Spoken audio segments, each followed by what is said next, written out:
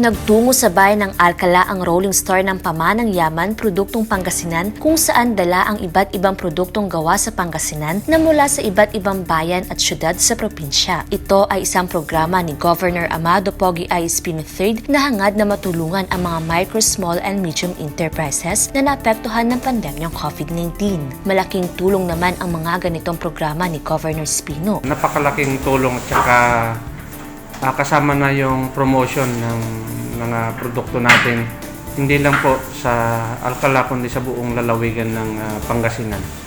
Kaya in behalf of the Municipality of Alcala, ako po ay lubos na nagpapasalamat sa napakaraming programa at tulong ng ating mahal na gobernador dito sa bayan ng Alcala.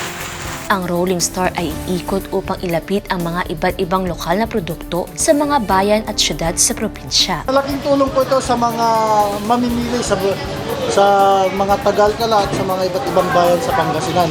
Bagkos nilalapit po nila yung, imbis na pumunta po sila ng Lingayen, ng iba't ibang bayan, mismong nandito na po yung yaman na produktong pang-probinsya. Layunin din na nasabing programa ay para i-showcase at tangkilikin ang mga produktong gawa ng mga Pangasinense na binebenta sa cost-selling o wholesale price nito. Kaya naman ang provincial government ay nananawagan na suportahan ang mga ganitong programa upang makabangon muli ang bawat isa dulot ng pandemyang COVID-19. Niza Ivana Ferrer para sa Capital News TV.